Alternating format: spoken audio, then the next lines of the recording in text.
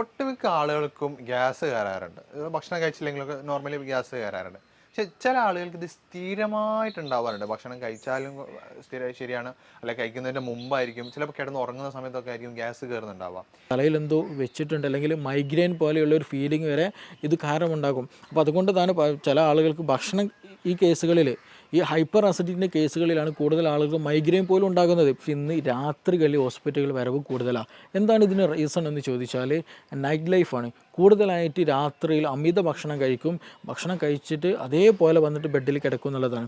ഇവർക്ക് ഛർദ്ദിക്കാൻ വരും, പുളിച്ചത് കെട്ടൽ വരും, പിന്നെ അങ്ങനെയുള്ള പല അസ്വസ്ഥതകളും ഇവർക്കുണ്ടായിരിക്കും.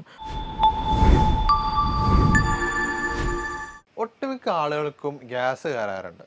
ഭക്ഷണം കഴിച്ചില്ലെങ്കിലൊക്കെ നോർമലി ഗ്യാസ് കയറാറുണ്ട്. പക്ഷെ ചില ആളുകൾക്ക് ഇത് സ്ഥിരമായിട്ടുണ്ടാവാറുണ്ട്. ഭക്ഷണം കഴിച്ചാലും ശരിയാണ്. അല്ലെ കഴിക്കുന്നതിന്റെ മുമ്പായിരിക്കും. ചിലപ്പോൾ കിടന്ന് ഉറങ്ങുന്ന സമയത്തൊക്കെ ആയിരിക്കും ഗ്യാസ് കയറുന്നുണ്ടാവാം.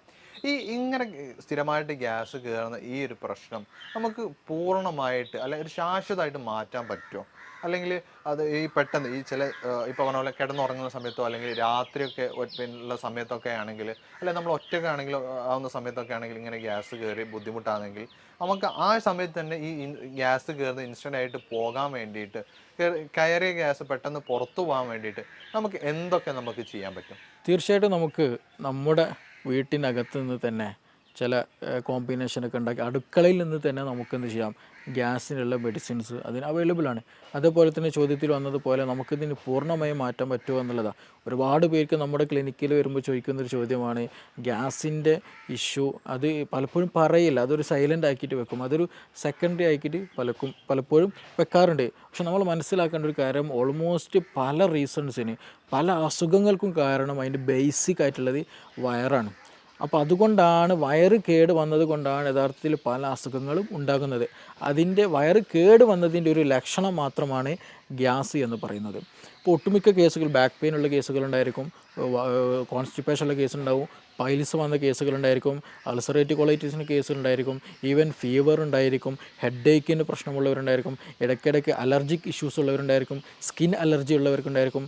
അപ്പോൾ ഈ ഓൾമോസ്റ്റ് എല്ലാ കേസുകളുടെയും റീസൺ ചോദിച്ചാൽ അല്ലെങ്കിൽ ഇങ്ങനെയുള്ള കേസുകൾ വരുമ്പോൾ നമ്മൾ അവരോട് ചോദിച്ചാൽ അവർ പറയും നമുക്ക് അവർക്ക് എന്തുണ്ടായിരിക്കും, ഗ്യാസിൻ്റെ പ്രശ്നമുണ്ടായിരിക്കും, അല്ലെങ്കിൽ സ്റ്റൊമക്ക് നോർമലായിരിക്കില്ല, അബ്ഡോമൻ നോർമലായിരിക്കില്ല, ഗട്ട് ഹെൽത്ത് നോർമലായിരിക്കില്ല എന്നുള്ളത്.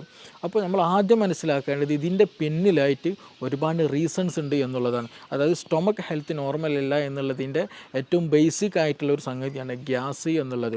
അപ്പോൾ അത് ആദ്യം നമ്മൾ മനസ്സിലാക്കേണ്ടതുണ്ട്. പിന്നെ ചോദ്യത്തിൽ വന്നതുപോലെ ഗ്യാസ് നമുക്ക് നമ്മുടെ വീട്ടിൽ നിന്ന് തന്നെ റിമൂവ് ചെയ്യാം. ചില ആളുകൾക്ക് എന്ത് ചെയ്യും, അത് റിപ്പീറ്റഡ് ആയിട്ട് വരും, അമിതമായിട്ട് ഭക്ഷണം കഴിച്ചാലും വരും, ഭക്ഷണം കഴിച്ചില്ലെങ്കിലും വരും, ഭക്ഷണം കഴിച്ചു കൊണ്ടിരിക്കുമ്പോൾ വരും, പല സമയത്ത് വന്നിരിക്കുന്ന പല ആളുകളും പല രീതിയിലാണ് ഗ്യാസ് കാണാറുള്ളത്. അപ്പോൾ ഇത് ഗ്യാസ് എന്തുകൊണ്ട് വരുന്നു, അതിന് റീസൺ എന്താണ് എന്നുള്ളത് ആദ്യം മനസ്സിലാക്കണം. ഗ്യാസ് രണ്ട് തരത്തിലുണ്ട് പ്രധാനമായിട്ടും. ഒന്ന് ഹൈപ്പർ അസിഡിറ്റിയിൽ വരുന്നുണ്ട്, ഹൈപ്പോ അസിഡിറ്റിയിൽ വരുന്നുണ്ട്. അപ്പോൾ നമ്മളെപ്പോഴും നോക്കണം ഹൈപ്പർ ആണോ അല്ല ഹൈപ്പോ ആണോ എന്നുള്ളത്. ഗ്യാസ് ഹൈപ്പർ അസിഡിറ്റിയിലും വരും, ഹൈപ്പോയിലും വരും. അപ്പോൾ നമ്മളെപ്പോഴും നമ്മുടെ സ്റ്റൊമക്ക് pH അല്ലെങ്കിൽ സ്റ്റൊമക്കിൻ്റെ കണ്ടീഷൻ എപ്പോഴും ഒരു ന്യൂട്രലായിട്ടാണ് കൊണ്ടുപോകേണ്ടത്. അപ്പോൾ അത് കൂടിയാലും പ്രശ്നമാണ്, കുറഞ്ഞാലും പ്രശ്നമാണ്.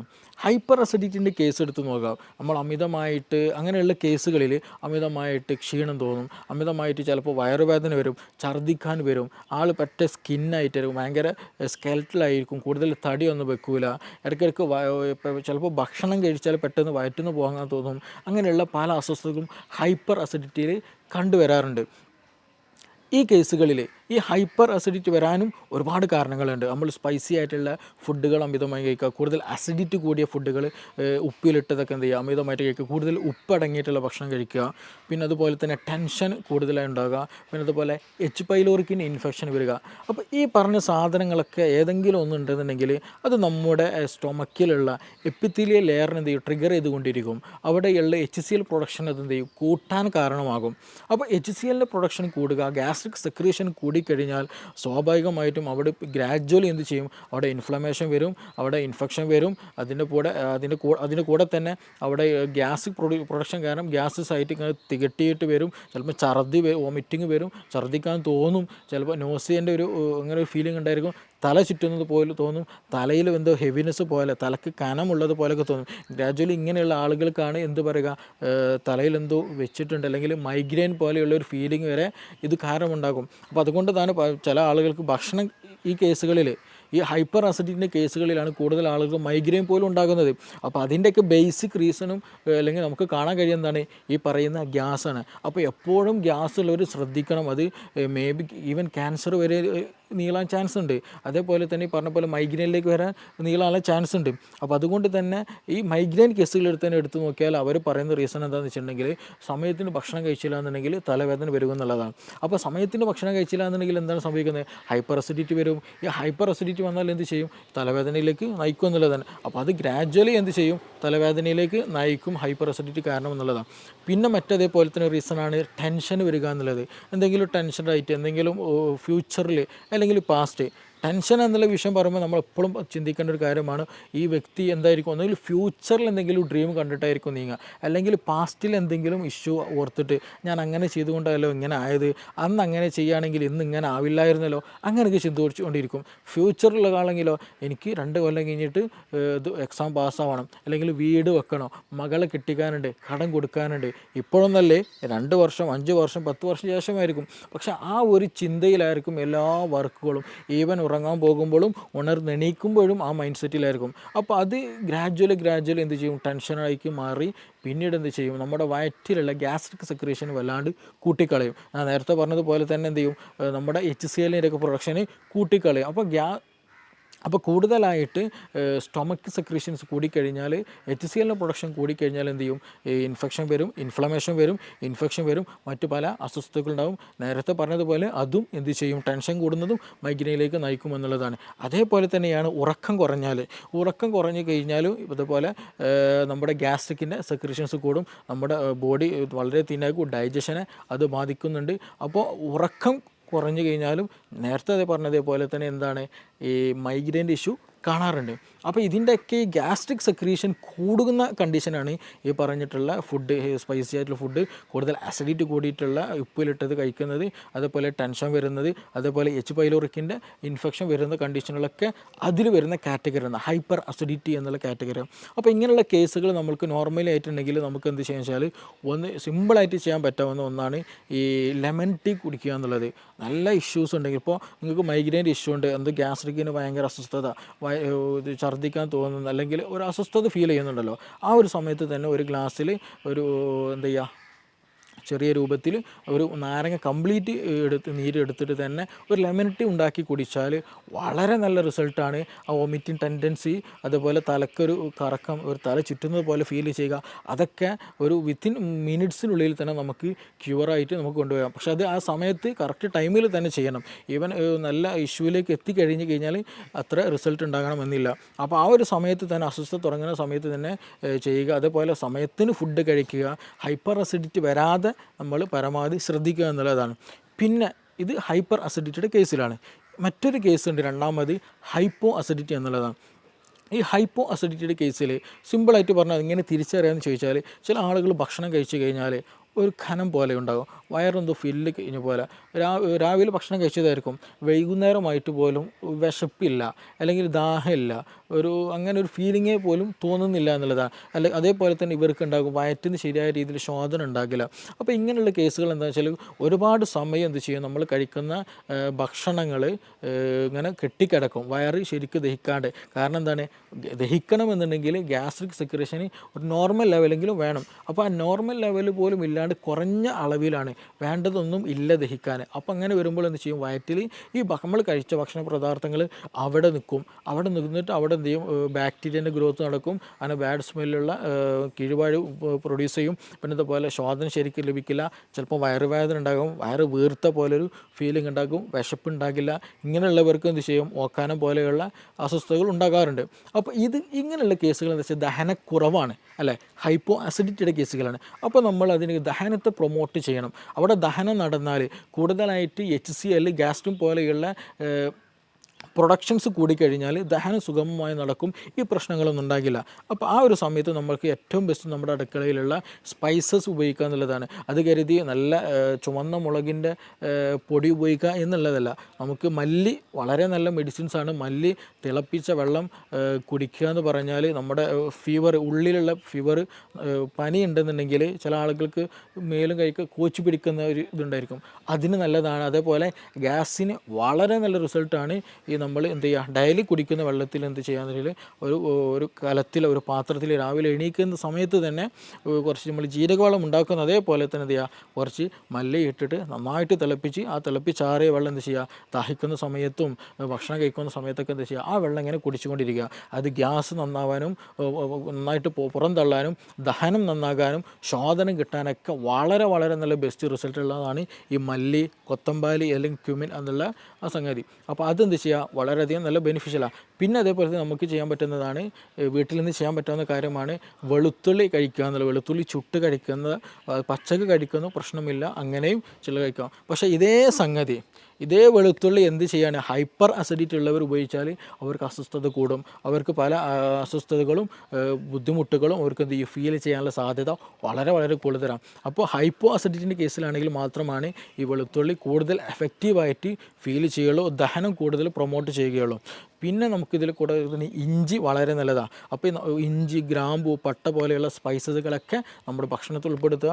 അത് വെച്ചുള്ള കഷായങ്ങൾ, അത് അതേപോലെ തന്നെ എന്ത് ചെയ്യുക, ഭക്ഷണത്തിൽ ഉൾപ്പെടുത്തി കഴിക്കുന്നതൊക്കെ ദഹനം കൂട്ടാൻ വളരെ ഹെൽപ്ഫുള്ളാണ്. അപ്പോൾ അങ്ങനെയുള്ള സംവിധാനങ്ങൾ, അങ്ങനെയുള്ള മരുന്നുകളൊക്കെ എന്ത് ചെയ്യാന്ന് വെച്ചാൽ നമ്മുടെ ഭക്ഷണത്തിൽ മിങ്കിൾ ചെയ്തിട്ട്, അത് ഭക്ഷണത്തിൻ്റെ കൂടെ ഒഴിവാക്കാനുള്ളതല്ല, അത് ഭക്ഷണത്തിൻ്റെ ഒരു പാട്ടാക്കി തന്നെ നമ്മൾ ഉപയോഗിക്കുകയാണെന്നുണ്ടെങ്കിൽ നമ്മൾ കഴിക്കുന്ന ഭക്ഷണം എന്ത് ചെയ്യും, ദഹിക്കാൻ കൂടുതൽ സുഗമമാക്കാൻ കഴിയും. ഇതിന് സ്ഥിരമായിട്ട് മരുന്നുണ്ടോ, ഇതെങ്ങനെ സ്ഥിരമായിട്ട് വരാതിരിക്കാൻ ശ്രദ്ധിക്കുക എന്നുള്ളത് ഒരു ചോദ്യം ചോദിക്കേണ്ടായി. അപ്പോൾ നമ്മൾ ഈ കേസിൽ ശ്രദ്ധിക്കേണ്ടത്, ഞാൻ നേരത്തെ പറഞ്ഞതുപോലെ ഇത് നമ്മൾ ദഹനവുമായി ബന്ധപ്പെട്ടതാണ്. അപ്പോൾ ഇതൊരു ലൈഫ് സ്റ്റൈൽ ഡിസീസാണ്. നമ്മൾ തോന്നിയ സമയത്ത് ഉറങ്ങുക, തോന്നിയ അതുപോലെ ജീവിക്കുക, തോന്നിയത് തിന്നുക എന്നുള്ള ഒരു കൺസെപ്റ്റ് നമുക്കിവിടെ ഒരിക്കലും പോസിബിൾ അല്ല ഈ ഹൈപ്പോ അസിഡിറ്റി ഉള്ളവർ. അപ്പോൾ നമ്മൾ ഭക്ഷണം സമയത്തിന് കഴിക്കുക, ആവശ്യത്തിന് കഴിക്കുക, ആവശ്യമുള്ള അളവിൽ കഴിക്കുക, ക്വാളിറ്റി ഉള്ളത് ക്വാണ്ടിറ്റി കുറച്ച് കൊണ്ട് എന്ത് ചെയ്യുക, കൂടുതൽ നല്ല രീതിയിൽ കഴിക്കുക എന്നുള്ളതാണ്.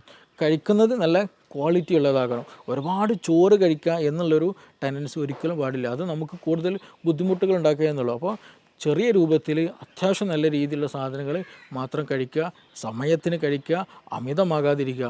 അതേപോലെ തന്നെ ഭക്ഷണം കഴിച്ച പാടെ ഉറങ്ങുന്ന ശൈലിയുള്ളത്, അപ്പോഴാണ് അപ്പോൾ എസ്പെഷ്യലി ഈ നൈറ്റ് ലൈഫ് ഇന്ന് കൂടിയൊരു കണ്ടീഷനാണ്. രാത്രി പുറത്ത് പോകലും അവിടെ നിന്ന് ഭക്ഷണം കഴിക്കലും, ഒരുപാട് ഭക്ഷണം കഴിച്ച് വരും, എന്നിട്ട് എന്ത് ചെയ്യും, നേരെ ബെഡ്ഷീറ്റിലേക്ക് കിടക്കും. രാത്രി സുപ്രഭാതത്തിലായിരിക്കും പെട്ടെന്ന് നെഞ്ഞുവേദന അല്ലെങ്കിൽ ഹാർട്ട് പെയിൻ, അതും ഈ നെഞ്ചരിച്ചിൽ എന്ന് പറയുന്ന ഗ്യാസിൻ്റെ ഒരു പെയിൻ, നമുക്ക് ഗ്യാസിൻ്റെ ഈ പെയിന് വരിക എന്ന് പറഞ്ഞിട്ടുണ്ടെങ്കിൽ നമ്മുടെ ഹാർട്ടിരിക്കുന്ന ഭാഗം ഉണ്ടല്ലോ, അവിടെ നിന്ന് തന്നെയാണ് ആ ഒരു പെയിന്, വേദന ഫീൽ ചെയ്യുക, തുടങ്ങുക അവിടെ നിന്ന് തന്നെയാണ്. അപ്പോൾ അതുകൊണ്ട് തന്നെ നമുക്ക് കൺഫ്യൂഷൻ ആയിരിക്കും, അപ്പോൾ ഇത് എന്താണ്, ഹാർട്ട് അറ്റാക്ക് ആണോ, ഹാർട്ടിൻ്റെ ഇഷ്യൂ ആണെന്നുള്ളത്. നമ്മൾ ഉടൻ തന്നെ ഹോസ്പിറ്റലിൽ പോകും, ടെസ്റ്റുകളൊക്കെ നടത്തും, നോർമലായിരിക്കും, ഗ്യാസിന് പ്രശ്നമായിരിക്കും. ഇങ്ങനെ കൂടുതലായിട്ട് ഇന്ന് രാത്രികളിൽ ഹോസ്പിറ്റലുകൾ വരവ് കൂടുതലാണ്. എന്താണ് ഇതിന് റീസൺ എന്ന് ചോദിച്ചാൽ നൈറ്റ് ലൈഫാണ്. കൂടുതലായിട്ട് രാത്രിയിൽ അമിത ഭക്ഷണം കഴിക്കും, ഭക്ഷണം കഴിച്ചിട്ട് അതേപോലെ വന്നിട്ട് ബെഡിൽ കിടക്കും എന്നുള്ളതാണ്. ഇവർക്ക് ഛർദ്ദിക്കാൻ വരും, പുളിച്ചത് കെട്ടിൽ വരും, പിന്നെ അങ്ങനെയുള്ള പല അസ്വസ്ഥതകളും ഇവർക്കുണ്ടായിരിക്കും. അപ്പോൾ അത് വരാനുള്ള റീസൺ എന്താണെന്ന് വെച്ചാൽ നമ്മളെ ഭക്ഷണം ഫില്ലായി കഴിഞ്ഞിട്ട് എന്ത് ചെയ്യും, ബെഡിൽ വന്ന് കിടക്കുന്ന സമയത്ത് ഈ ഗ്യാസ്ട്രിക്കിലുള്ള കണ്ടൻറ്റുകൾ എന്ത് ചെയ്യും, വീണ്ടും റിഗർജിറ്റേഷൻ വരും. നമ്മുടെ ഈസോഫാഗസ്, അതായത് അന്നനാളത്തിലേക്ക് തന്നെ എന്ത് ചെയ്യും, മുകളിലേക്ക് തന്നെ വീണ്ടും റിട്ടേൺ അടിക്കാൻ തുടങ്ങും. അങ്ങനെ റിട്ടേൺ അടിക്കുമ്പോഴാണ് നമുക്കൊരു പുളിരസം തോന്നുക, ഛർദ്ദിക്കാൻ തോന്നുക, അങ്ങനെയുള്ള പല അസ്വസ്ഥതകളും തോന്നുക. അപ്പോൾ അങ്ങനെ അസ്വസ്ഥതകളുള്ളവർ, അങ്ങനെ അസ്വസ്ഥത ഉള്ളവർക്കാണ് കൂടുതലായിട്ട് ഈ പറഞ്ഞതുപോലെ രാത്രി ഫുഡ് അമിതമായിട്ട് കഴിച്ചിട്ട് എന്ത് ചെയ്യും, വന്ന് കിടക്കുന്നവർക്കാണ് ഈ പറഞ്ഞുള്ള രാത്രിയിലുള്ള അസ്വസ്ഥതകൾ കൂടുതലായിട്ട് കാണുന്നത്. ഇനി മറ്റൊരു ചോദ്യം ചോദിച്ചതുപോലെ തന്നെ ഇത് ലൈഫ് സ്റ്റൈലൊക്കെ നോർമലാണ്, വേറെ പ്രശ്നങ്ങളൊന്നുമില്ല, കറക്റ്റ് ഭക്ഷണം കഴിക്കുന്നുണ്ട്, പക്ഷേ എന്നിട്ട് പോലും എന്ത് ഗ്യാസിന് അസ്വസ്ഥതകളുണ്ട്, ഛർദ്ദിക്കാൻ വരുന്നുണ്ട്, ചില സമയത്ത് അൾസറിൻ്റെ ഇഷ്യൂസ്, ഇടയ്ക്കിടയ്ക്ക് വായിലും മുറിവൊക്കെ വരുന്നുണ്ട്. തീർച്ചയായിട്ടും അതൊരു ഇൻഫെക്റ്റീവ് കണ്ടീഷനാണ്. എച്ച് പൈലോറിക്കിൻ്റെ പ്രസൻസ് കാരണമായിട്ട്, എച്ച് പൈലോറിക് ഓൾമോസ്റ്റ് എല്ലാ ആളുകളിലും കണ്ടുവരുന്ന ഒരു ബാക്ടീരിയയാണ് ബാക്ടീരിയം പൈലോറി എന്ന് പറയുന്നത് എച്ച് പൈലോറിക് എന്നുള്ള ഈ ബാക്ടീരിയ എന്താണ് ആക്റ്റീവായിട്ടുണ്ടായിരിക്കും, ഈ സ്റ്റൊമക്കിൽ ആക്റ്റീവായിട്ടുണ്ടായിരിക്കും. സ്റ്റൊമക്കിന് ഒരു പ്രത്യേകതയുണ്ട്, നമ്മുടെ ഒരു എപ്പിത്തിലെ ലെയറുണ്ട്, നമ്മൾ ടൈറ്റ് ജംഗ്ഷൻ എന്ന് വെച്ചിട്ടുണ്ടെങ്കിൽ ഒരു സെല്ല് അടുത്ത സെല്ലും കൂടി ഭയങ്കര ടൈറ്റഡാണ്, അതിൻ്റെ ഇടയിൽ ഗ്യാപ്പില്ല. അങ്ങനെ ടൈറ്റായിട്ട് ഇങ്ങനെ നിരയായിട്ട് വെച്ച ഒരു ലെയറാണ് എപ്പിത്തിലെ ലെയർ. അതിന് നേരെ മുകളിലാണ് മ്യൂക്കസ് എന്നുള്ള ഒരു വഴുവഴുത്ത ഒരു കൊഴുപ്പുണ്ടായിരിക്കും. അതിൻ്റെ മുകളിലാണ് എന്ത്, ഈ ആസിഡിൻ്റെ പ്രസൻസ് ഉണ്ടാവുക. അപ്പോൾ ഈ ആസിഡ്, ഈ പറഞ്ഞ മ്യൂക്കസ്, അതിന് താഴെ എപ്പിത്തീലിയൽ ലെയർ എന്ന് പറയുന്നത് നമ്മുടെ ബോഡിയോട് അത്രയും ചേർന്നിരിക്കുന്നതാണ്. അപ്പോൾ ആസിഡ് നമ്മുടെ ബോഡിയിലേക്ക് തട്ടരുത്, അല്ലെങ്കിൽ നമ്മുടെ ശരീരത്തിലെ സെല്ലിലേക്ക് തട്ടരുത്. അപ്പോൾ അതിന് പ്രൊട്ടക്ഷനാണ് യഥാർത്ഥത്തിൽ അതിന് ഇൻ ബിറ്റ്വീൻ ആയിട്ടുള്ള ഈ മ്യൂക്കസ് മെമ്പർ അല്ലെങ്കിൽ മ്യൂക്കസിൻ്റെ പ്രസൻസ് എന്ന് പറയുന്നത്. അത് നോർമലായിട്ട് നമുക്ക് വേണ്ടതാണ്. അപ്പോൾ ചില കണ്ടീഷനുകളിൽ ഈ എച്ച് പൈലോറിക്കിൻ്റെ പ്രസൻസ് കൂടുതലായിട്ടുണ്ടായിരിക്കും, എച്ച് പൈലോറിക് ആക്റ്റീവായിട്ടുണ്ടായിരിക്കും. അങ്ങനെ വരുമ്പോൾ നമ്മുടെ ഈ ഒരു എച്ച് പൈലോറിക്കിന് വേറെ പ്രത്യേകതയും കൂടെയുണ്ട്. അവർക്ക് യൂറിയസ് എന്നുള്ള ഒരു എൻസൈം അവരുടെ ശരീരത്തിലുണ്ട്, അല്ലെങ്കിൽ ആ ഒരു ബാക്ടീരിയയിലുണ്ട്.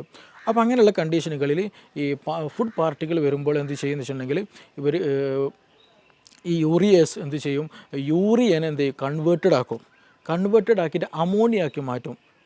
NH3 അമോണിയാക്കി മാറ്റും. ഈ എച്ച് പൈലോറിക് ബാക്ടീരിയ എന്ത് ചെയ്യും, അവരുടെ എൻസൈം ഉപയോഗിച്ചിട്ട് ഭക്ഷണത്തിൽ വരുന്ന യൂറിയയെ എന്ത് ചെയ്യും, അമോണിയായിട്ട് മാറ്റും. ഈ അമോണിയ എന്താണ്, ഒരു ആൽക്കലി കണ്ടൻ്റാണ്.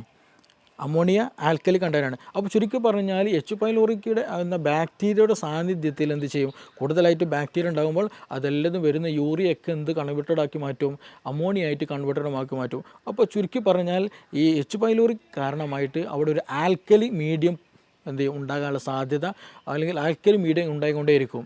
അപ്പോൾ നമ്മളെ വയറ്റിൽ തന്നെ എന്തുണ്ട്, ആസിഡും ഉണ്ട്. അപ്പോൾ ഈ ആൽക്കലിയും ആസിഡും മിക്സ് ആയി കഴിഞ്ഞാൽ സ്വാഭാവികമായിട്ടും ന്യൂട്രലൈസേഷൻ നടക്കും. അപ്പോൾ അമിതമായിട്ടുള്ള എച്ച് പൈലോറിക് ആക്ഷൻ വന്നു കഴിഞ്ഞാൽ, ഈ അമിതമായിട്ട് അമോണിയയുടെ സാന്നിധ്യം വന്നു കഴിഞ്ഞാൽ നമ്മുടെ ശരീരത്തിൽ നമുക്ക് ദഹനത്തിന് വേണ്ടിയിട്ടുള്ള നമ്മുടെ ഈ ആസിഡിന് എന്ത് ചെയ്യും, അത് ലെയർ കുറയും. അത് പിന്നെ മെല്ലെ എന്ത് ചെയ്യുമെന്ന് വെച്ചിട്ടുണ്ടെങ്കിൽ ഈ പറഞ്ഞ എച്ച് പൈലോറിക് ഗ്രാജ്വലി നമ്മുടെ മ്യൂക്കസും കടന്നിട്ട് മെല്ലെ നമ്മുടെ ഈ എപ്പിത്തിലെ ലെയറിലേക്ക് വന്ന് അറ്റാച്ച് ചെയ്യും. അവിടെ പിന്നെ എന്ത് ചെയ്യും, ഇൻഫ്ലമേഷൻസ് വരും. ആ ഇൻഫ്ലമേഷൻസ് ഗ്രാജ്വലി ഈ പറഞ്ഞ പോലെ അൾസറിലേക്ക് മറ്റു പല പ്രശ്നങ്ങളിലേക്ക് വരും. അപ്പോൾ ചുരുക്കി പറഞ്ഞാൽ ഈ ഒരു സമയത്ത് തന്നെ മീൻസ് ഞാൻ നേരത്തെ പറയുകയുണ്ടായി, ഇതെന്ത് ചെയ്യും, ഈ ആൽക്കലി മീഡിയം ഈ എച്ച് പൈലോറിക് ഉണ്ടാക്കുമ്പോൾ സ്വാഭാവികമായിട്ട് എന്ത് ചെയ്യും, നമ്മുടെ ശരീരം കൂടുതലായിട്ട് ആസിഡ് പ്രൊഡക്ഷൻ നടക്കും. ഹൈപ്പർ അസിഡിറ്റി ആ സമയത്ത് ഉണ്ടാകാനുള്ള സാധ്യതയുണ്ട്. അപ്പോൾ ഓൾമോസ്റ്റ് പല കേസുകളിലും ഹൈപ്പർ അസിഡിറ്റി ഉണ്ടാകാനുള്ള റീസൺ എന്താണെന്ന് വെച്ചിട്ടുണ്ടെങ്കിൽ ഈ പറഞ്ഞിട്ടുള്ള എച്ച് പൈലോറിക്കിൻ്റെ കേസിലാണ്. അപ്പോൾ നമ്മൾ PPI പ്രോട്ടോമം ഇൻഹിബിറ്റേഴ്സോ പാൻഡോഫ് പോലെയുള്ള മെഡിസിൻസ് കഴിച്ചാൽ ഒരു സാന്ദർഭികമായിട്ട് ആ ഒരു സമയത്ത് റിലീഫ് കിട്ടുമെന്നല്ലാണ്ട് ഗ്രാജ്വലായിട്ട് ഒരു പെർമനൻ്റ് ആയിട്ട് റിലീഫ് നമുക്ക് കിട്ടിക്കൊള്ളുന്നുണ്ടാകില്ല. അതിന് ബേസിക്കലി റീസൺ എന്താണെന്ന് വെച്ചാൽ ഈ പറയുന്ന എച്ച് പൈലോറിക്കിൻ്റെ പ്രസൻസ് ആണ്. അപ്പോൾ ആ ഒരു സമയത്ത് നമ്മൾ പ്രോപ്പറായിട്ട് എച്ച് പൈലോറിക്കിന് ട്രീറ്റ്മെൻറ്റ്, അതിനെ ഇറാഡിക്കേറ്റ് ചെയ്യാനുള്ള ട്രീറ്റ്മെൻറ്റ് നടത്തുക എന്നുള്ളതാണ്. ഈ ഒരു കേസുകളിൽ തന്നെയാണ് നമുക്ക് ശരിയായ ദഹനം നടക്കില്ല, അതേപോലെ നമ്മുടെ ഗഡ് ഹെൽത്തിനത് ബാധിക്കും. ഗഡ് ഹെൽത്തിലേക്ക് പോകുമ്പോൾ, കാരണം നമ്മുടെ ഗ്യാസ്ട്രിക് മീഡിയം വളരെ ഇമ്പോർട്ടൻ്റ് ഡൈജഷന്. അപ്പോൾ അവിടെ ഇംപ്രോപ്പർ ആയിരുന്നെങ്കിൽ സ്വാഭാവികമായിട്ടും അതിൻ്റെ കണ്ടിന്യൂഷൻ ആയിട്ടുള്ള സ്മോൾ ഇൻറ്റെസ്റ്റൈനും ലാർജ് ഇൻറ്റെസ്റ്റൈനിലൊക്കെ എന്ത് ചെയ്യും, ബാക്ടീരിയൽ മീഡിയയിൽ ചേഞ്ചസ് വരും. അങ്ങനെ ചേഞ്ചസ് വന്നാൽ ഗട്ട് ലീക്ക് പോലെയുള്ള പ്രശ്നങ്ങളുണ്ടാകും. ഗട്ട് ലീക്ക് എന്ന് പറഞ്ഞാൽ നമ്മുടെ ഗട്ട് വാള്, അതായത് ഞാൻ നേരത്തെ പറഞ്ഞതുപോലെ ഈ സ്റ്റൊമക്കിനുള്ള ലൈനിങ് പോലെ അതേപോലെ ഒരു ലൈനിങ് എന്തിനുണ്ട്, നമ്മുടെ കുടലിനുണ്ട്. അപ്പോൾ ആ ഒരു നോർമലി ആയിട്ടുള്ള അതിൻ്റെ ഒരു മീഡിയം നഷ്ടപ്പെടുമ്പോൾ സ്വാഭാവികമായിട്ടും ഗട്ടിലുള്ള ഒരുപാട് സൈറ്റോടോക്സിൻസ് ഉണ്ട്, നമ്മുടെ കോശങ്ങളെ നശിപ്പിക്കാൻ കഴിയുന്ന, ഇൻഫെക്ഷൻ ഉണ്ടാക്കാൻ കഴിയുന്ന, നമ്മുടെ ഹെൽത്തിനെ നെഗറ്റീവായിട്ട് എഫക്റ്റ് ഉണ്ടാക്കുന്ന പല സാധനങ്ങളും, പല വസ്തുക്കളും, പല ബൈ പ്രൊഡക്റ്റുകളും എന്തുണ്ട് നമ്മുടെ ഈ ഒരു ഭക്ഷണം അല്ലെങ്കിൽ ഈ ഒരു ഭക്ഷണത്തിനുണ്ടായിരിക്കും. അപ്പോൾ അതെന്ത് ചെയ്യും, നമ്മൾ ഡയറക്റ്റായിട്ട് നമ്മുടെ ശരീരത്തിൽ കിടക്കും. അത് പിന്നീട് ഓട്ടോ ഇമ്മ്യൂൺ ഡിസീസുകളായിട്ട് പലപ്പോഴും ഉണ്ടാകാറുണ്ട്. അപ്പോൾ ചുരുക്കി പറഞ്ഞാൽ നമ്മുടെ ഗഡ് ഹെൽത്തും നമ്മുടെ സ്റ്റൊമക്കിൻ്റെ ഹെൽത്തും വളരെ ഇമ്പോർട്ടൻ്റ് ആണ്. അപ്പോൾ എച്ച് പൈലോറിക്കിൻ്റെ പ്രസൻസ് ഉണ്ടായിക്കൊമ്പോഴാണ് പലപ്പോഴായിട്ട് ഈ നിരന്തരമായിട്ടുള്ള ഗ്യാസിൻ്റെ ഇഷ്യൂസ് ഉണ്ടാവുക, മാറാത്ത ഗ്യാസിൻ്റെ പ്രശ്നങ്ങൾ ഉണ്ടാവുക. അതിന് നമ്മൾ പ്രോപ്പറായിട്ടുള്ള ട്രീറ്റ്മെൻറ്റ് എടുക്കുക എന്നുള്ളതാണ് ഏറ്റവും ബെസ്റ്റായിട്ട് നമ്മൾ ചെയ്യേണ്ടത്. എച്ച് പൈലോറിക്കിന് വേണ്ടിയുള്ള ട്രീറ്റ്മെൻറ്റ് എടുക്കുക, ഗ്യാസിന് വേണ്ടിയിട്ടുള്ളതല്ല. ഗ്യാസ് എന്നുള്ളത് അതൊരു സിംറ്റം മാത്രമാണ്, അത് അങ്ങനെ ഒരു ഇൻഫെക്ഷൻ അവിടെയുണ്ട് എന്ന് അറിയിക്കാൻ ഒരു സിംറ്റം മാത്രമാണ്. അപ്പോൾ അതിന് വേണ്ടി നമ്മൾ ചെയ്യേണ്ടത് ഗ്യാസിന് ട്രീറ്റ്മെൻറ്റ് ചെയ്യുക എന്നുള്ളതല്ല. എച്ച് പൈലോറിക്കിൻ്റെ പ്രസൻസ് ഉണ്ടോ എന്നുള്ളതിനുള്ള ഒരുപാട് മെത്തേഡുകളുണ്ട്. ബേരിയം വീൽ എക്സ്റേകൾ ചെയ്യാവുന്നതാണ്. പിന്നെ അതേപോലെ തന്നെ യൂറിയ ബ്രീത്ത് ടെസ്റ്റുകളുണ്ട്. അപ്പോൾ അങ്ങനെയുള്ള ടെസ്റ്റുകൾ നടത്തിയാൽ തന്നെ ഓൾമോസ്റ്റ് നമ്മുടെ ഗ്യാസ്ട്രിക് കണ്ടീഷൻസ് നമുക്കറിയാം, അൾസർ ഉണ്ടോ എന്ന് നമുക്കറിയാൻ കഴിയും, അതുപോലെ ഈ പറഞ്ഞ എച്ച് പൈലോറിക്കിൻ്റെ പ്രസൻസ് ഉണ്ടോ എന്ന് അറിയാൻ കഴിയും. അങ്ങനെയൊക്കെ ടെസ്റ്റുകൾ നടത്തി അതിന് വേണ്ട ട്രീറ്റ്മെൻറ്റ് എടുക്കുക. അപ്പോൾ അതിന് ഇരട്ടി മധുരം നമ്മളെപ്പോഴും കേട്ടിട്ടുള്ള സംഗതിയാണല്ലോ ഇരട്ടി മധുരം. ഈ എച്ച് പൈലോറിക് ഇൻഫെക്റ്റഡ് ആയി കഴിഞ്ഞാൽ അതിന് ഏറ്റവും ബെസ്റ്റുള്ള ഒരു ഒറ്റമൂല്, അത് ഇരട്ടി മധുരം ഏറ്റവും നല്ല ബെനിഫിഷ്യലാണ്. അതേപോലെ തന്നെ ഈ ഹൈപ്പർ അസിഡിറ്റി കേസ് വന്നാൽ നമുക്ക് പ്രോബയോട്ടിക്കുകളും പ്രീബയോട്ടിക്കുകളായിട്ടുള്ള പ്രൊഡക്റ്റുകൾ യൂസ് ചെയ്യുന്നത് എന്താണ്, നമ്മുടെ ദഹനം നന്നാക്കാനും ആസിഡ് മീഡിയം നോർമൽ ആക്കാനൊക്കെ നമുക്കത് ഹെൽപ്ഫുള്ളാണ്. അപ്പോൾ അങ്ങനെ ഒരു പ്രോപ്പറായിട്ടുള്ള ട്രീറ്റ്മെൻറ്റ് ചെയ്യുക എന്നുള്ളതാണ് ഏറ്റവും ബെസ്റ്റ്. നമ്മുടെ കേസുകളിൽ തന്നെ ഒരുപാട് കേസുകൾ നമ്മുടെ ക്ലിനിക്കിൽ തന്നെ വന്നിട്ടുണ്ട്. ഈ മൈഗ്രെയിൻ വന്ന കേസുകൾ മാറാത്ത 8, 10, 15 വർഷമായിട്ട് മൈഗ്രെയിൻ ഡോക്ടറെ മാറിയിട്ടില്ല എന്നുള്ളത്. അപ്പോൾ അവർ ചോദിക്കുമ്പോൾ നമ്മൾ അതിൻ്റെ ബേസിക്കിലേക്ക് പോകുമ്പോൾ ഹൈപ്പർ അസിഡിറ്റിയാണ് അവർക്ക് ഉണ്ടാവുക. ചില കേസുകൾ മൈഗ്രെയിൻ അവർ പറയുള്ളൂ, ഹൈപ്പർ അസിഡിറ്റി എന്നുള്ള കണ്ടീഷൻ തന്നെ അവർ പറയില്ല. പക്ഷേ അത് കാരണം അതിന് അഡാപ്റ്റഡ് ആയിട്ടുണ്ടായിരിക്കും. കാരണം ഹൈപ്പർ അസിഡിറ്റിക്കാളും കൂടുതൽ അവർക്ക് പ്രശ്നമായിട്ട് തോന്നൽ എന്താണ്, മൈഗ്രെയിൻ്റെ ഇഷ്യൂ ആയിരിക്കും. അപ്പോൾ പക്ഷേ ഈ ഹിസ്റ്ററി എടുത്ത് പോകുമ്പോൾ അവർക്ക് ഹൈപ്പർ അസിഡിറ്റി ആയിരിക്കും കൂടുതലായിട്ടുണ്ടായിരിക. അപ്പോൾ സ്വാഭാവികമായിട്ടും അവർക്ക് മോശം ക്ലിയർ ആയിരിക്കില്ല, ദഹനം ക്ലിയർ ആയിരിക്കില്ല. ഞാൻ നേരത്തെ പറഞ്ഞതുപോലെ ഗട്ട് ഹെൽത്ത് ബാഡായിരിക്കും, പ്രോപ്പറായിട്ട് നിലനിൽക്കില്ല. ആ കേസുകളിലൊക്കെ നമുക്ക് മെഡിസിൻ ഉപയോഗിച്ച് തന്നെ, മെഡിസിൻ മീൻസ് നമ്മുടെ വീടുകളിൽ ഉപയോഗിക്കാവുന്ന മെഡിസിൻസ് തന്നെ നൽകിയാൽ തന്നെ എന്ത് ചെയ്യും, നല്ല പ്രോപ്പർ ഒരു റുട്ടീൻ നമ്മൾ കീപ്പ് ചെയ്ത് തന്നെ ഒരു കണ്ടിന്യൂ ഒരു മെഡിക്കേഷൻ ഇല്ലാതെ നല്ല രീതിയിൽ തന്നെ നമുക്ക് എന്ത് ചെയ്യാം, ഈ മൈഗ്രെയിൻ പോലെയുള്ള കണ്ടീഷനൊക്കെ റിവേഴ്സ് ആക്കിയിട്ട് നമുക്ക് നോർമൽ ഹെൽത്തിലേക്ക് തന്നെ മാറ്റാൻ കഴിയുന്നുണ്ട്. അപ്പോൾ അതിൻ്റെയൊക്കെ ഒരു ബേസിക് എന്ന് പറയുന്നതാണ് യഥാർത്ഥത്തിൽ ഗ്യാസ് അല്ലെങ്കിൽ ഗ്യാസ്ട്രിക് ഇഷ്യൂ എന്നുള്ളത്. അപ്പോൾ ഇതിന് പ്രോപ്പർ ട്രീറ്റ്മെൻറ്റ് ഉണ്ട്, പ്രോപ്പർ വേ ഓഫ് ലിവിങ് ഉണ്ട്. അപ്പോൾ അത് ഏത് റൂട്ടിലാണോ ഏതാണോ പ്രശ്നം എന്നുള്ളത് ഐഡൻറ്റിഫൈ ചെയ്യുക എന്നുള്ളതാണ് ഫസ്റ്റ് നമ്മൾ ചെയ്യേണ്ടത്.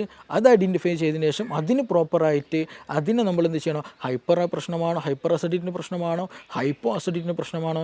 ഹൈപ്പർ അസിഡിറ്റിൻ്റെ പ്രശ്നമാണെങ്കിൽ തന്നെ നമ്മുടെ ഡയറ്റിൽ അമിതമായിട്ടുള്ള എന്തെങ്കിലും എരിവ് കൂടിയതോ സോൾട്ടി ആയിട്ടുള്ളതോ അങ്ങനെയുള്ള എന്തെങ്കിലും ഉപയോഗിക്കുന്നതാണോ, ഇതിനതിൽ ടെൻഷൻ എന്തെങ്കിലും ഉണ്ടോ, ഇതിനതിൽ എച്ച് പൈലോറിക് ഇൻഫെക്ഷൻ തന്നെയാണോ, അങ്ങനെയുള്ളത് ഏതാണോ എന്നുള്ളത് ഡിഫറൻഷ്യേറ്റ് ചെയ്യണം. ഇനി ഹൈപ്പോ അസിഡിറ്റിൻ്റെ കേസിലാണെങ്കിലും ശരി, അവിടെയും എച്ച് പൈലോറിക്കിൻ്റെ പ്രശ്നം ഉണ്ടാകാറുണ്ട് ചില കേസിൽ. അപ്പോൾ അത് വന്നതാണോ, ഇനി അതല്ല വേറെ അമിത ഭക്ഷണമാണോ, നമ്മുടെ റുട്ടീനുള്ള പ്രശ്നമാണോ, അത് ഏതാണോ എന്നുള്ളത് നമ്മൾ കറക്റ്റ് ഐഡൻറ്റിഫൈ ചെയ്യേണ്ടതുണ്ട്. ചില കേസുകളിൽ ആസിഡ് അല്ലെങ്കിൽ പുളിച്ചുതക്കെട്ടിൽ വരും. ആർക്ക്, നല്ല തടിച്ച ഒരാൾക്ക് ഉണ്ടെങ്കിൽ, ഒബസിറ്റി കൂടുതലുണ്ടെങ്കിൽ, കൂടുതൽ ഓവർ ഈറ്റ് ഉണ്ടെങ്കിൽ, അങ്ങനെയുള്ള കേസുകൾ എന്ന് വെച്ചാൽ അവർക്ക് ഇടയ്ക്കിടയ്ക്ക് കിടന്നാൽ തന്നെ എന്ത് ചെയ്യും, പുളിച്ചുതക്കെട്ടിലോ വരും. കാരണം എന്താണെന്ന് വെച്ചിട്ടുണ്ടെങ്കിൽ എന്താണ്, അബ്ഡോമിനൽ പ്രഷർ കൂടുതലായിരിക്കും, വയറിൻ്റെ ഭാഗത്ത് പ്രഷർ വളരെ കൂടുതലായിരിക്കും. അപ്പോൾ മുകളിലേക്കുള്ളൊരു തള്ളൽ കിടന്നാലും ഒക്കെ എന്ത് ചെയ്യും, ഫീൽ ചെയ്യും. അപ്പോൾ അങ്ങനെയുള്ളവർക്ക് എന്ത് ചെയ്യും, അതും വരാറുണ്ട്.